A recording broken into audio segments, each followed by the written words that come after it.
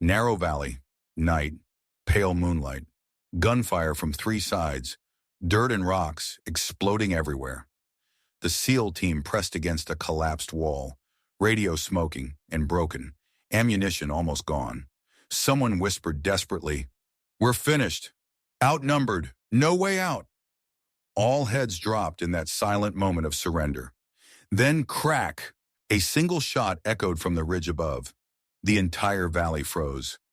Have you ever believed everything was over until one sound reminded you that hope still existed? Where are you watching this from? What would your first emotion be in this situation? Share your thoughts and don't forget to subscribe to follow this story to the end.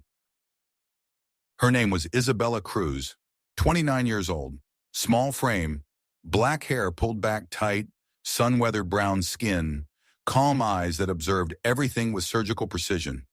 Official position, interpreter and logistics support temporarily attached to the SEAL team. How others saw her, she's just paperwork, a tag-along.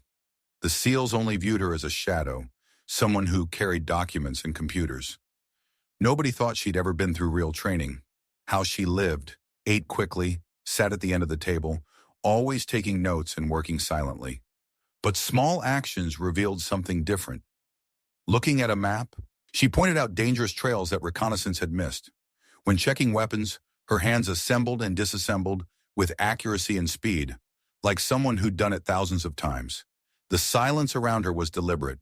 She accepted being underestimated. She knew that arguing would only make everyone uncomfortable.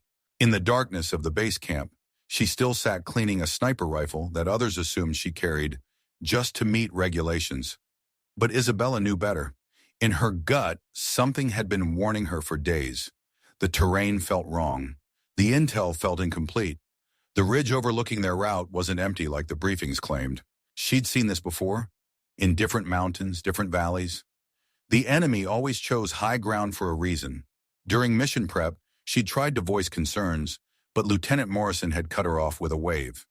"We've got this covered, Cruz. Just worry about your translations." So she'd gone quiet again. But she'd also made sure her rifle was zeroed perfectly. 3 days into the operation, the team moved through the valley like they owned it. Confident, maybe too confident. Isabella walked behind them, carrying her pack and her secrets. The weight of the sniper rifle felt familiar across her shoulders, a reminder of who she used to be before everything changed. Before Miguel died, before she decided she was better off invisible. The team joked and moved with casual precision, but Isabella's eyes kept drifting to the ridgeline. Something was watching them. She felt it in her bones. "Movement on the ridge," she called out once. Sergeant Davis looked up briefly. "Wind in the trees, Cruz. Relax." But Isabella didn't relax. She never relaxed anymore. As they approached the narrow section of the valley, her pulse quickened. This was exactly where she would set an ambush if she were the enemy. Natural choke point, high ground on three sides, limited escape routes. She slowed her pace, letting herself fall further behind the main group. Not enough to seem suspicious, but enough to have a clear firing position if things went wrong. When the first shots rang out, Isabella wasn't surprised. The SEALs dove for cover, shouting coordinates and return fire positions. Professional, trained, but also trapped. Isabella saw the muzzle flashes on the ridge immediately. 3 positions, maybe 4. The enemy had done exactly what she'd expected. From her position behind the collapsed stone wall, she heard Lieutenant Morrison's voice crack over the radio. "We're surrounded. No extraction possible." The gunfire intensified. Bullets chewed through their cover, sending stone fragments flying. Someone screamed. The radio went dead. In that moment of chaos, Isabella felt something she hadn't felt in 2 years. Clarity. The fear that had paralyzed her since Miguel's death suddenly lifted. Her hands stopped shaking. Her breathing steadied. She reached for her rifle. When the team collapsed behind the broken wall, believing this was the end, Isabella didn't panic. She was already moving, already calculating wind speed and distance. She'd been waiting for this moment longer than anyone knew. The ridge wasn't empty. It never had been. And tonight, unlike 2 years ago, she wouldn't be too late. The SEAL team was caught between 3 lines of fire with nowhere to run. The radio crackled with a dying breath. "We're surrounded. No extraction possible." Then it went silent forever. Isabella lifted the long, heavy sniper rifle that her teammates thought she'd never dare to use. Without waiting for orders that would never come, she sprinted toward the rocky ledge, dropped prone, and peered through her scope. The familiar weight of the weapon settled against her shoulder like coming home. "Wind east. 2 clicks adjust," she whispered to herself, the old training flooding back. Through her scope, she could see the machine gunner on the central ridge position, his weapon systematically shredding the wall where her team huddled. He was good, methodical, deadly. Isabella's crosshairs found him. Her first shot rang out like thunder in the narrow valley. The machine gun went silent instantly. The gunner slumped forward, his weapon tilting skyward at an impossible angle. For a moment, the entire firefight paused. Even the enemy seemed confused by the sudden shift in dynamics. But Isabella wasn't finished. She shifted position, scanning for the next threat. There, a grenade thrower on the left flank, arm cocked back, ready to end everything with high explosive. Her second shot dropped him before the grenade left his hand. The explosion that followed wasn't directed at her team anymore, but back into the enemy position. "Who the hell is shooting?" came the shocked whisper over someone's backup radio. Isabella didn't answer. She was already tracking her third target. The enemy sniper had finally located her position and was swinging his rifle toward her. Professional instinct told her to move, to relocate before he could line up his shot. But there was no time. Her teammates were still pinned down, still dying. Instead of moving, Isabella held her position and fired first. The enemy sniper's weapon flew from his hands as he tumbled backward off his perch. 3 shots, 3 kills. The ridge positions that had seemed so invincible moments before were now silent. But Isabella knew this wasn't over. The enemy always had backup plans.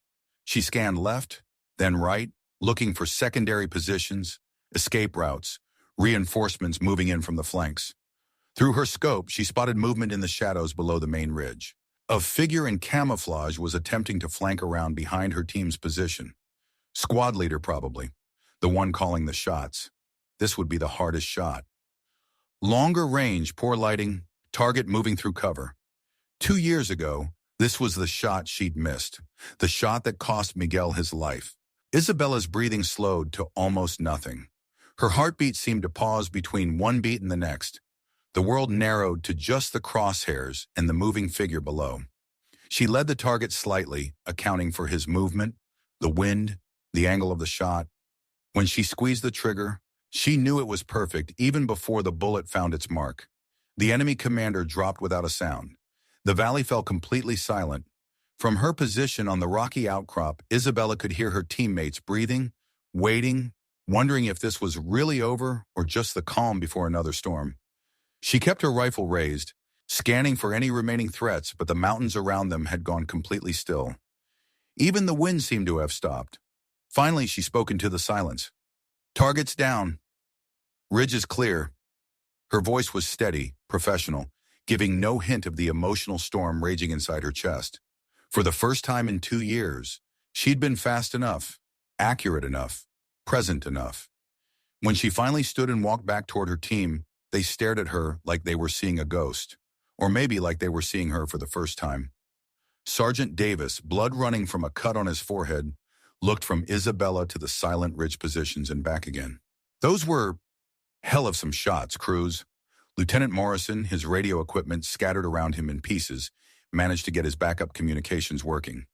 "Base, this is Strike Team 7. Crisis resolved. We're all still here." Isabella slung her rifle across her shoulder and began checking her teammates for injuries. Just like she was supposed to do. Just like she'd always done. But something had changed in those 4 shots. Something fundamental. The way they looked at her. The space they made for her as she moved among them. The respect in voices that had never taken her seriously before. She'd saved their lives, but more than that, she'd reminded them that sometimes the most important person in the room is the one nobody notices. As they prepared to move out of the kill zone, Isabella took one last look at the ridge above them. "Thank you," she whispered, though she wasn't sure if she was talking to the mountain, to Miguel's memory, or to some part of herself she'd thought was lost forever.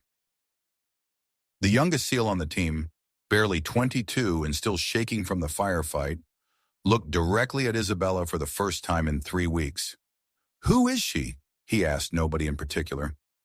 The question hung in the air like smoke from spent gunpowder. Lieutenant Morrison, still trying to process what had just happened, cleared his throat. She's logistics support, translator. But even as he said it, the words felt hollow. Translators didn't make 4 impossible shots in less than 2 minutes. Logistics support didn't move through a firefight like they'd been born for it. Isabella continued checking equipment, acting like the conversation wasn't happening. But Sergeant Davis had been in special operations long enough to recognize the signs. That wasn't luck, he said quietly. Those shots, that was professional level. Isabella finally looked up. For a moment, her carefully maintained mask slipped, and they glimpsed something deeper, something haunted. We should move, she said simply. This position isn't secure. But Davis wasn't letting it go. Cruz, what's your real background? The silence stretched between them, like a wire pulled too tight. Finally, Isabella set down her pack and sat on a piece of broken stone. When she spoke, her voice carried the weight of ghosts. I used to be Isabella Martinez. Different name, different life. I was a precision marksman with the Colombian Special Forces Counter-Narcotics Unit. They called me La Sombra, the Shadow. The SEALs exchanged glances. Colombian Special Forces had a reputation. These weren't weekend warriors. I held the long-distance accuracy record for South American Special Operations.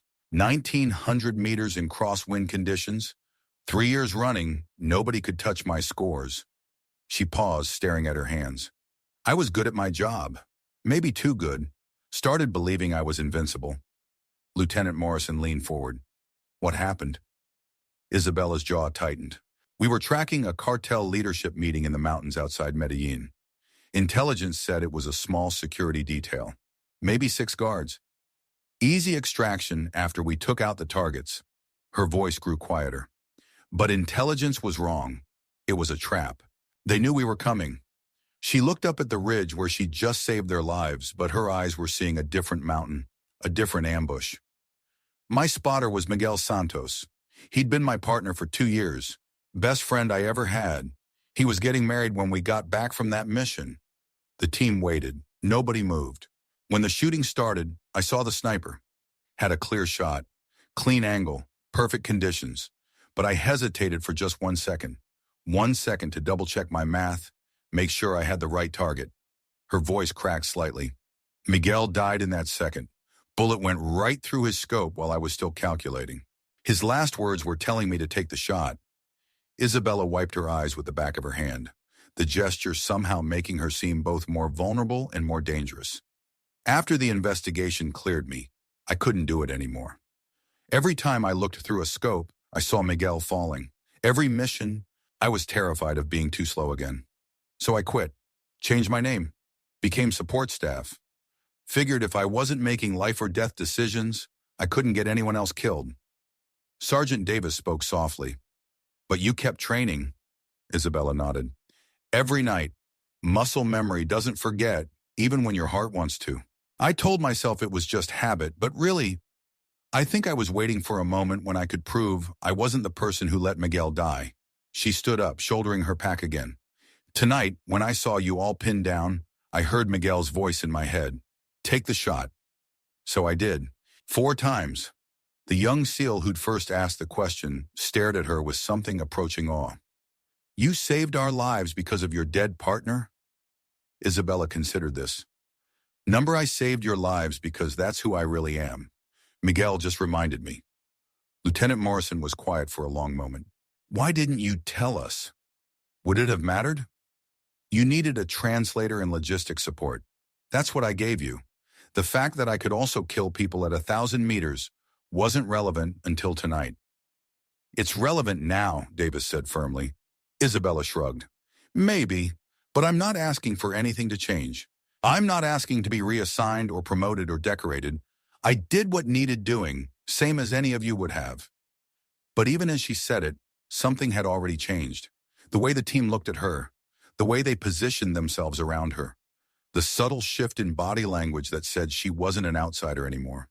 The young SEAL, whose name tag read Jenkins, spoke up again. La Sombra, the Shadow. That's actually pretty badass. Isabella almost smiled. Miguel thought so too. As they prepared to move toward the extraction point, Lieutenant Morrison caught Isabella's arm. "For what it's worth," he said quietly, "I'm sorry about your partner. And I'm grateful you were here tonight." Isabella nodded. "He would have liked you guys. Miguel always said the best teams are the ones that take care of each other. But tonight, she didn't wait. She answered. And that single shot told the truth we had all ignored. Sometimes the most dangerous person in the room is the one everybody overlooks." After the extraction, helicopters lifted them out of the valley. Something fundamental had shifted in the team dynamic. The SEALs sat in silence during the flight back to base. But it wasn't the exhausted quiet that usually followed combat. It was the thoughtful silence of people reconsidering everything they thought they knew. Isabella sat in her usual spot at the back of the helicopter. But for the first time in weeks, she wasn't alone. Jenkins, the young SEAL who'd asked about her identity, had quietly moved to sit across from her. He didn't say anything, just offered her a piece of gum and nodded when she took it. Small gesture. But it mattered. When they landed and began the ritual of equipment check and debriefing, the changes became more obvious. Sergeant Davis, who'd spent 3 weeks treating Isabella like military furniture, walked up to her gear station and silently placed a box of .308 ammunition next to her rifle case. "High-grain match rounds," he said simply. "Figured you might need to restock." Isabella looked at the expensive ammunition, the kind that precision shooters paid for with their own money, because standard military rounds weren't accurate enough. "Thank you," she said. But Davis was already walking away like the gesture embarrassed him. At chow time, Isabella approached her usual table at the corner of the mess hall, expecting to eat alone like always. Instead, she found Lieutenant Morrison already sitting there, saving a seat directly across from him. "Coffee's fresh," he said, without looking up from his food. "Figured you might want some." 2 minutes later, Jenkins appeared with his tray. Then Davis. Then the rest of the team, one by one, until Isabella found herself surrounded by people who, 3 days ago, had barely acknowledged her existence. The conversation flowed around her. Normal military talk about sports and complaints about food and speculation about their next mission. But now she was included in it, asked for opinions, actually listened to when she spoke. The most meaningful moment came from Petty Officer Williams, a grizzled veteran who'd been with the teams for 15 years and rarely spoke to anyone below his rank. As Isabella walked past his bunk area that evening, he looked up from the letter he was writing. "My daughter's getting married next month," he said quietly. Isabella stopped, not sure why he was sharing this. "Guy she's marrying is a good kid. Reminds me of someone I knew once." William's eyes found hers. "Someone who would have had my 6 when it mattered." He returned to his letter, but the message was clear. In the brotherhood of people who'd seen combat together, Isabella had earned her place. The next morning brought the most significant change of all. Master Chief Peterson, the senior enlisted man who ran the day-to-day operations, called Isabella into his office. "Sit down, Cruz," he said, gesturing to a chair across from his desk. Isabella sat, wondering if this was about paperwork or protocol violations or some administrative issue with her unorthodox actions during the firefight. Instead, Peterson leaned back in his chair and studied her with calm, professional eyes.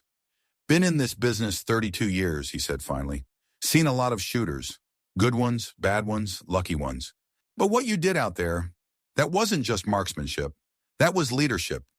Isabella started to protest, but Peterson held up a hand. "Leadership isn't always about giving orders. Sometimes it's about being the person who does what needs doing when nobody else can. You saved my boys, all of them. All that makes you family." He reached into his desk drawer and pulled out a small cloth patch. The SEAL trident, but in subdued colors. Unofficial. The kind that team members gave each other as a mark of respect. "You'll probably never wear this on a uniform," Peterson said, sliding it across the desk. "But you earned it." Isabella picked up the patch, feeling its weight. The community around her had changed. She hadn't asked for acceptance, hadn't demanded recognition, but they'd given it anyway, in the quiet ways that mattered most. Isabella never asked for her official role to change. She didn't request reassignment to a combat position, didn't demand recognition or medals or a place in the official team roster. But something deeper had shifted that couldn't be captured in paperwork. In the weeks that followed the Valley incident, The SEALs began to whisper among themselves with something that sounded almost like reverence. If she's with us, we'll make it. It started small, little things that might seem insignificant to outsiders, but carried profound meaning within the tight world of special operations. When mission planning happened, Isabella was no longer just the person who translated documents. Her tactical input was actively sought. Her assessment of terrain and enemy positions became as valued as any team members. Lieutenant Morrison found himself asking, "What do you think, Cruz?" before finalizing operational details. The change wasn't just professional, it was personal. Isabella still maintained her quiet presence, still cleaned her rifle each evening in the familiar ritual that grounded her. But now, instead of sitting alone, she often found herself surrounded by teammates performing their own weapon maintenance. The conversations during these sessions ranged from technical discussions about ammunition and modifications to deeper talks about home, family, fears, and the weight of the job they all carried. Jenkins, who'd barely spoken to her before the incident, now regularly sought her advice about precision shooting techniques. Not because he needed to become a sniper, but because he recognized mastery when he saw it and wanted to learn from it. "How do you stay so calm when everything's falling apart?" he asked one evening as they both worked on their weapons. Isabella considered the question carefully. "I think about the people counting on me. When Miguel died, I learned that hesitation kills, but panic kills faster. So I choose calm." The lesson resonated. Soon other team members were adopting her approach to high-stress situations, that deliberate steadiness that had made her such an effective marksman. But perhaps the most significant change was symbolic.